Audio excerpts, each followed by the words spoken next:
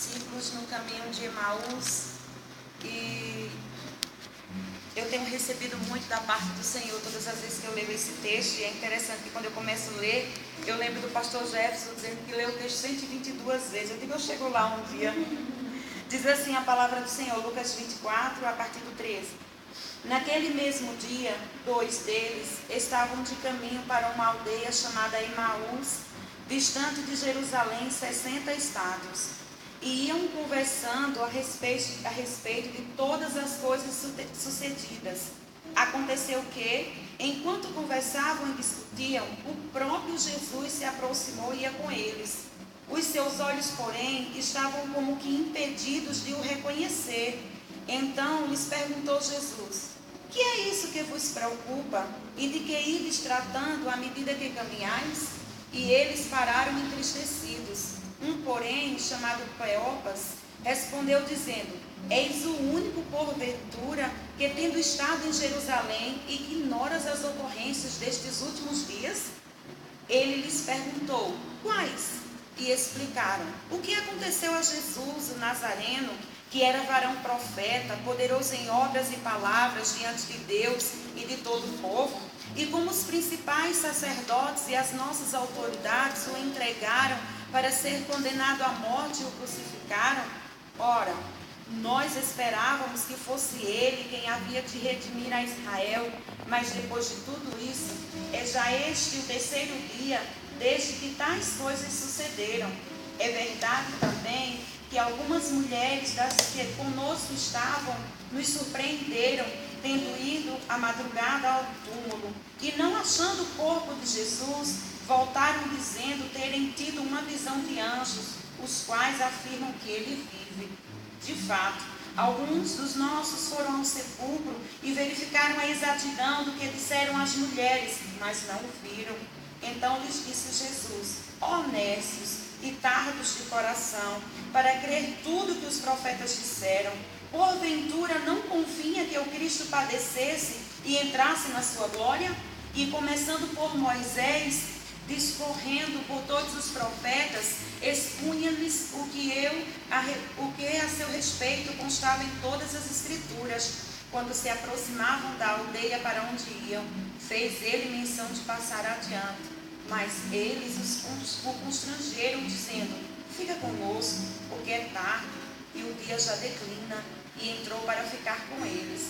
E aconteceu que, quando estavam à mesa, tomando ele o pão, abençoou e, tendo-o partido, lhes deu. Então se lhes abriram os olhos e o reconheceram, mas ele desapareceu da presença deles. E disseram um ao outro: porventura não nos ardia o coração quando ele pelo caminho nos falava, quando nos expunha as escrituras? E na mesma hora, levantando-se, voltaram para Jerusalém, onde acharam reunidos os 11 e outros com eles, os quais diziam: o Senhor ressuscitou e já apareceu a Simão. Amém? No versículo 13, irmãs, a palavra diz que naquele mesmo dia, se você voltar, a Bíblia diz que foi no mesmo dia em que Jesus ressuscitou. Conforme ele mesmo havia dito aos seus discípulos durante os 3 anos dos quais ele passou na terra fazendo seus milagres e acompanhado dos seus discípulos, Jesus sempre falava, trazendo à memória de todos eles aquilo que estava descrito nas Escrituras. E nesse momento dessa passagem, a Bíblia diz que iam 2 discípulos e eles estavam saindo do lugar chamado Jerusalém e indo para essa aldeia chamada Emaús, que, segundo está aqui, era distante 60 estados, que equivale aproximadamente, foi assim que eu vi na pesquisa, a 11 quilômetros.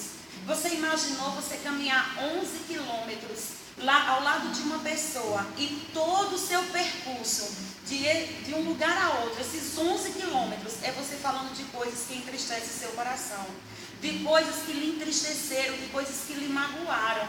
Você caminhar 11 quilômetros com alguém, falando de sofrimentos, porque a Bíblia diz que eles estavam tristes, eles estavam caminhando e falando do que havia acontecido com o mestre, de de como ele tinha sofrido, de tudo que ele havia passado naquele período da crucificação. O que eu acho interessante é que muitas vezes nós estamos assim também. Não 11 quilômetros caminhando, mas alguns anos da nossa caminhada cristã, ou alguns momentos da nossa vida, caminhando, Deus sempre levanta, como foi lido, um sirineu, alguém para caminhar ao nosso lado, para nos ouvir, para conversar conosco, embora muitas vezes a gente saiba que Deus está do nosso lado, que o Espírito Santo está conosco, mas a gente procura alguém para poder desabafar. E a gente caminha na caminhada cristã, fortalecendo as nossas dores, fortalecendo aquilo que nos incomoda, fortalecendo as nossas tristezas, as nossas provas. E Jesus está caminhando lá do nosso lado, como apareceu ao lado daqueles 2 discípulos que caminhavam de Jerusalém a Emaús, e eles iam falando das angústias dele. E a gente faz a mesma coisa. E aí o Senhor traz ao meu coração que nós precisamos caminhar assim, nós devemos caminhar assim, mas que nós precisamos focar os nossos olhos não nas coisas que aconteceram, que nos entristeceram, mas nas coisas que hão de acontecer, que vão nos dar alegria, ou nas coisas que aconteceram, que foram boas em nossa vida, para que a gente possa caminhar com mais firmeza, com mais clareza, com mais alegria, da certeza de que a gente vai chegar no fim da nossa caminhada. Então, os discípulos caminhavam naquele momento e a Bíblia diz que eles iam tristes. Eles iam tão tristes de uma forma que Jesus se aproximou deles e eles caminhavam ao lado do mestre, mas não estavam olhando, não conseguiam ver quem era aquele que caminhava com eles. O que eu acho interessante é que é assim a nossa vida. Todos os dias nós acordamos, porque a palavra diz que as misericórdias do Senhor se renovam a cada manhã em nossa vida, porque as misericórdias do Senhor estão conosco. Quando nós abrimos os olhos, nós devemos dizer: Senhor, muito obrigada, porque as tuas misericórdias estão sobre a minha vida. Mais uma vez tu me permite levantar, acordar, levantar e seguir a minha caminhada. E que na nossa caminhada, mesmo que perto, o dia anterior, alguns minutos anteriores, alguma coisa aconteceu que lhe entristeceu, em nome de Jesus, comece a olhar, não para aquilo que lhe entristeceu, mas para aquilo que Deus tem para a sua vida, para aquilo que Deus prometeu a você, para aquilo que Ele disse que cumpriria na sua vida, porque aquele que falou, Ele é fiel para cumprir. E eu posso dizer, para a glória dEle, eu sou prova disso. Você é prova disso. Nós somos provas daquilo que Deus prometeu em nossas vidas. Você está aqui. Quantos já desistiram na caminhada? Quantos já pararam? Mas eu e você, nós estamos perseverando. Nós estamos com o coração crendo naquilo que Deus tem para as nossas vidas. E é interessante que o próprio Jesus disse para ele: olha, vocês estão falando sobre o quê? É como que Jesus falasse para mim e para você, olhando para mim e para você, dizendo assim: filha, por que você está se lamentando? Por que você tem olhado para aquela provação que você está passando? Porque o que está acontecendo? Então é como que eu e você abrisse a nossa boca para dizer assim: Jesus, tu não está sabendo? Tu não é, como os discípulos dizem, você é o único de Jerusalém que não sabe o que está acontecendo? É como que eu e você diga assim para Deus: Senhor, tu não está vendo não a minha vida? Jesus, tu não está contemplando o que é que eu tenho passado, não? Como é que tu me pergunta por que eu estou triste? Como é que tu me pergunta por que muitas vezes eu quero parar ou recuar, ou não quero mais ir ou fazer? Senhor, tu não sabe. E é interessante que os discípulos dizem assim para Jesus: tu és o único em Jerusalém que não sabe o que está acontecendo. E eles ainda dizem: o que aconteceu a Jesus? É como você dizendo assim: o que está acontecendo comigo? A minha dificuldade, tu não está vendo não, Jesus? Tu é o único que não sabe. Quem mora perto de mim sabe, quem congrega na mesma igreja que eu sabe, quem trabalha no mesmo lugar que eu sabe, os da minha família sabem, tu, Jesus, não sabes. E o que eu acho lindo, irmãos, é que Jesus começa a responder para os discípulos dizendo assim: vocês não entenderam? Desde Moisés está descrito tudo o que tinha de acontecer. Era necessário que isso se passasse. E quantas vezes, irmãos, o Senhor diz assim: ô filha, você não leu na Bíblia não que José também foi vendido? E não foi vendido por pessoas estranhas, José foi vendido pelos seus irmãos. Ô filha, você não viu que os meus filhos, o povo de Israel passou por um acosto tão grande, tão tremendo, que eles olharam para trás, tinha Faraó, olharam para os lados, tinham montanhas, olharam para a frente, tinha um mar. Mas você não leu não, filha, na palavra, que naquele momento que o povo clamou a mim, eu fui, fiz, abri o mar e o meu povo passou.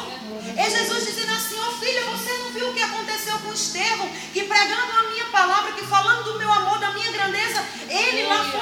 fechado, mas os céus se abriram e ele viu a minha glória. Aleluia. É como Jesus dizendo aos discípulos nesse momento, desde Moisés até os profetas, tudo o que ia acontecer. É a mesma coisa de Jesus dizendo assim para mim e para você: filha, você não está lendo a palavra. Quando você lê a palavra, que você olha a história dos profetas, que você olha a história do povo de Deus, você vai vendo que todos eles passaram por uma prova. Todos eles tiveram que caminhar em meio à caminhada. Todos eles passaram por dificuldades. Todos eles passaram por lutas. Todos eles passaram por problemas. Mas todos eles conseguiram vencer. Sabe qual é a diferença deles para mim e para você?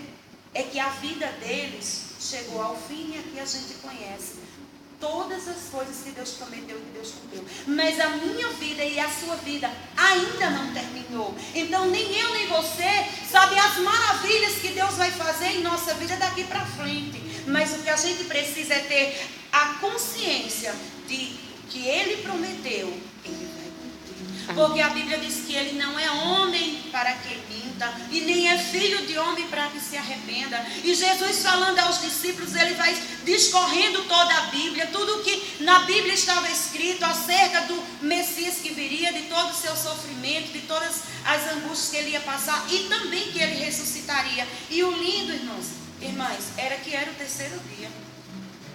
O dia que Ele disse: ao terceiro dia eu estarei de volta. Jesus já estava vivo e eles estavam sofrendo a morte dele. Jesus estava ali, vivo, para que eles pudessem glorificar e dizer: cumpriu-se a palavra do Senhor a respeito do que ele dissera. Mas eles estavam olhando para as lutas e esquecendo de olhar para aquele que havia prometido que ressuscitaria. E o Senhor fala ao meu coração, e eu quero passar ao coração das irmãs: busque na palavra. Busque na palavra, que é o caminho, que é aquilo que vai ser o seu alimento, que vai lhe fortalecer, que vai lhe mostrar que, embora você e eu venhamos a passar pelas dificuldades, quer sejam elas da área financeira, da área pessoal, emocional, seja lá o que for, para todas elas, todas, sem exceção de nenhuma, Deus vai estar caminhando ao seu lado, como Ele caminhava aqui ao lado dos discípulos. Lado a lado.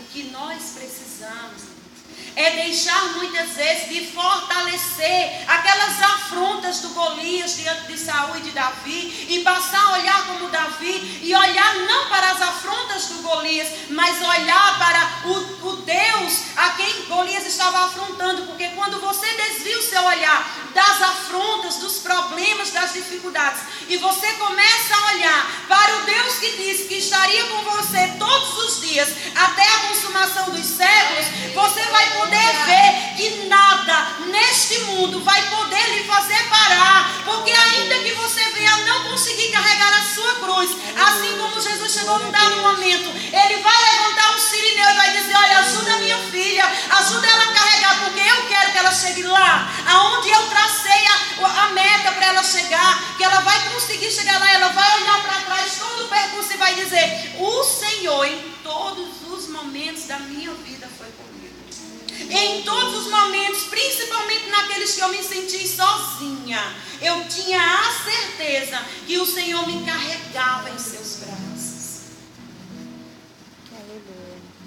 E tem horas que mesmo Jesus mostrando para a gente toda a palavra, dizendo assim: filha, lê, filha, medita, vai lá, vê o que Jesus passou por te amar. Tu achas que eu ia deixar meu filho passar por tudo isso para você não ser vitorioso, para você não ser vitoriosa? Não. Se Ele veio, esvaziou-se de toda a sua glória, deixou tudo o que tinha para vir a essa terra, para morrer por ti, tu acha que Deus vai te deixar ser um derrotado? Jamais. A Bíblia diz que eu e você somos mais do que vencedores em Cristo Jesus. Todas as promessas do Senhor para mim e para a tua vida hão de se cumprir no tempo determinado por Ele. Como aqui foi determinado ao terceiro dia, já era ao terceiro dia, e os discípulos não tinham trazido à sua memória que Jesus disse que no terceiro dia Ele voltaria. O interessante é que mesmo Jesus descorrendo todas as passagens, como diz, de Moisés até os profetas, dizendo para aqueles 2 discípulos naquele caminho que convinha que aquilo acontecesse, é como Jesus dizer assim para você: olha, filha, tu já foi em uma guerra? O soldado que está na fileira de frente, ele é sempre o primeiro a ser atingido. O soldado que está na fileira de trás, ele veio da frente ser atingido, mas ele não pode recuar, ele tem que ser forte para ajudar quem está lá na frente, para ajudar a caminhar aqueles que estão na artilharia de frente. E é Jesus dizendo assim: prossegue olhando para mim. Não prossegue olhando para as tuas dificuldades, mas prossegue olhando quando eu digo assim: olha, no mundo tu terás aflições, mas deixa eu te dizer uma coisa, tem um ânimo. O ânimo é quem te levanta. O ânimo é quem faz com que você acorde e diga assim: eita, peraí, ontem eu passei por essa prova, mas eu creio, em nome de Jesus, que hoje será diferente, que hoje Deus há de se levantar, que hoje Deus há de olhar para mim e dizer assim: baixa, foi até hoje. Mesmo se isso não acontecer, eu também creio que no tempo determinado, como está em Eclesiastes 3, há tempo para todo propósito debaixo dos céus.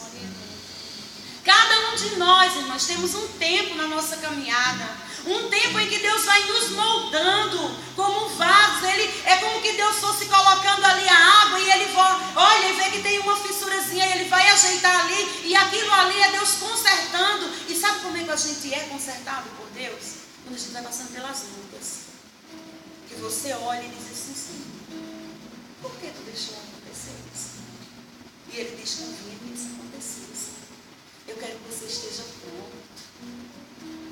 Nem eu nem você jamais vai pegar uma grande quantia em dinheiro e vai dar para uma criança, porque ela não vai saber lidar com essa grande quantia em dinheiro. Mas se aquela criança for gradativamente recebendo, crescendo, entendendo para que é que serve aquilo, quando você entregar nas mãos dela, já um jovem ou uma adulta, ela vai saber muito bem como lidar com aquilo tudo e vai saber usar corretamente e usufruir do que Deus tem. Deus é perfeito. Tudo que acontece na minha, na sua vida, tem propósitos de Deus. O que nós precisamos é olhar para o melhor de Deus na hora da prova. Mas como? Como é que eu posso olhar para o melhor de Deus na hora que eu estou na minha maior dificuldade? Na hora que eu estou caminhando, olhando para os meus problemas, para a minha dor, para a minha angústia. Ei, será que quem estava lá naquele momento da crucificação do Mestre sabia o plano de Deus? Sabia que Jesus precisava passar por tudo aquilo para que hoje eu e você estivessem aqui? Com certeza a maioria não sabia. Não tem como nós tentarmos entender por que Deus permite, por que Ele deixa, por que eu passo, por que eu sofro. Não. O que eu e você precisa é entender que nossa leve e momentânea tribulação produz em nós uma força para caminhar. E lá nos céus vai redundar em glória para as nossas vidas. Porque eu passei na minha luta, mas eu não neguei ao teu nome. Mas eu não me esqueci de ti. Mas eu sempre lembrava: eu vou chegar, Senhor. Tu não morreu em vão naquela cruz. O que eu preciso é caminhar todos os dias, seguindo e olhando para as promessas do meu Mestre para a minha vida. E se ainda assim você não conseguir enxergar o Deus que caminha do teu lado, assim como Jesus foi naquele lugar, parou e eles foram participar daquela ceia, na hora de partir o pão, na hora de se alimentar, foi naquele momento, quando Jesus tomou aquela atitude de partir o pão, de dar graças a Deus por aquele alimento, que a Bíblia diz que os olhos dos discípulos se abriram.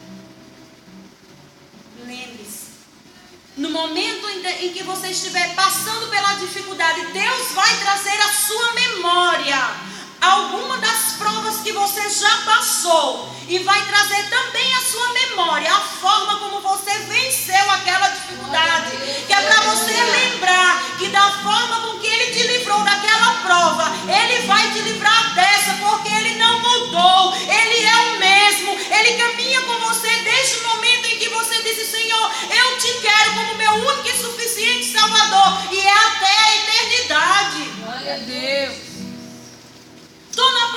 hoje, mas eu passei, o mês passado, mas eu passei por uma tão parecida.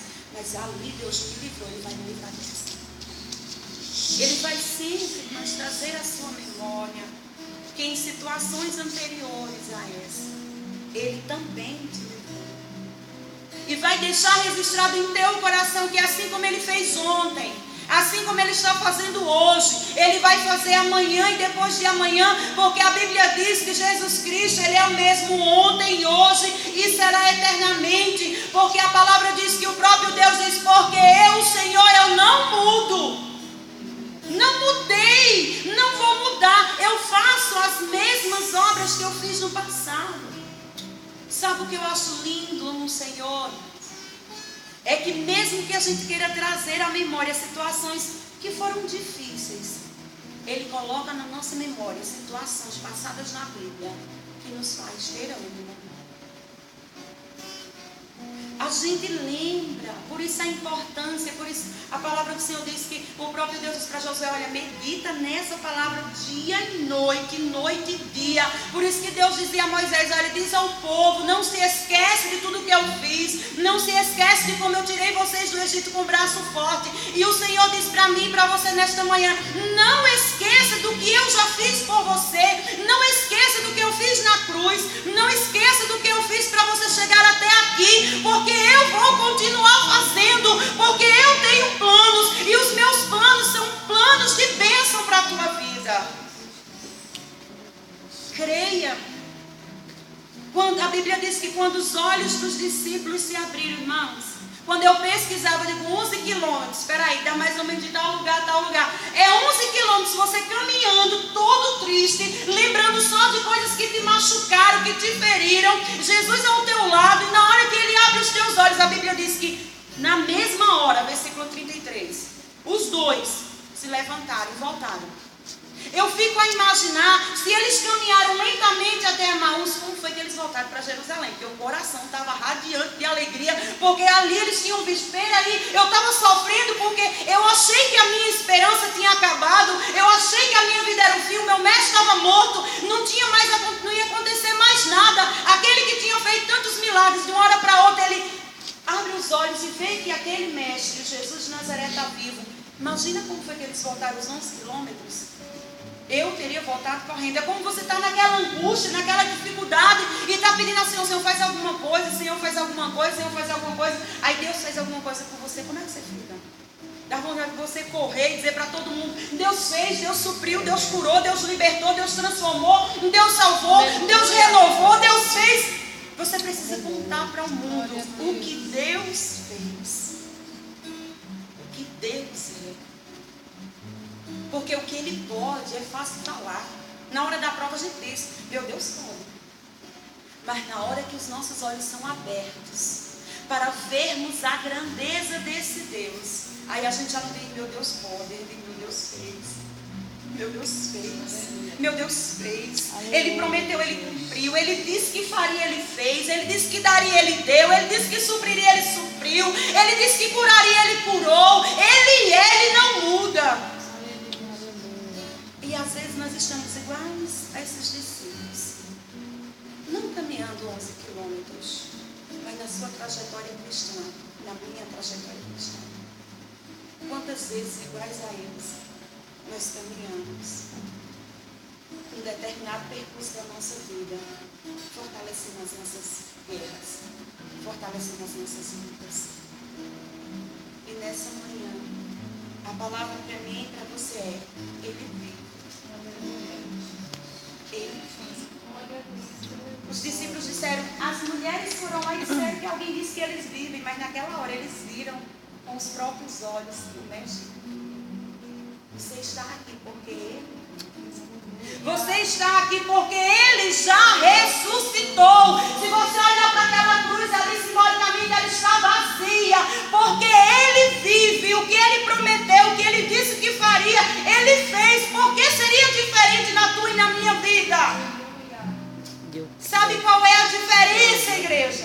É que para Jesus ressuscitar foram 3 dias. E para a nossa vitória chegar, às vezes dá mais do que 3 dias. E essa caminhada de dias, de semanas, de meses ou de anos, muitas vezes nos faz querer entristecer. Mas aí é onde é importante a leitura da Bíblia. Com certeza, os homens de Deus descritos na palavra também quiseram desistir. Também pensaram que não viria mais a vitória, que não chegaria o tempo de se cumprir aquilo que estava predito na palavra. Se você for examinar as Escrituras, você vê que Deus trabalha num tempo diferente. E quando Ele tem um propósito na vida de uma pessoa, e eu sei que Ele tem na sua, porque você está aqui, eu sei que Ele tem na minha, porque eu estou aqui, Ele cumpre. Nem que para isso Ele precise colocar você 40 anos para aprender lá com o faraó, e depois de 40 anos aprendendo com o faraó, Ele bota você 40 anos no deserto para você entender que o que você aprendeu ainda não era suficiente para você exercer o que Ele tinha para você. Então Ele bota você 40 anos no deserto. E aí você fica questionando, Deus, mas Deus, eu aprendi tanto lá com o faraó, por que agora eu estou aqui no deserto? O que eu vou aprender no deserto?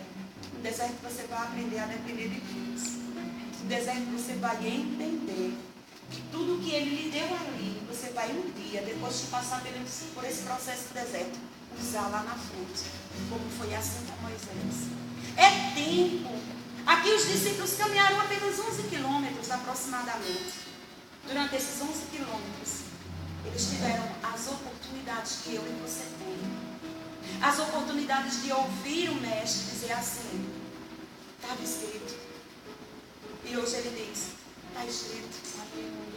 Vá aqui, procure aqui.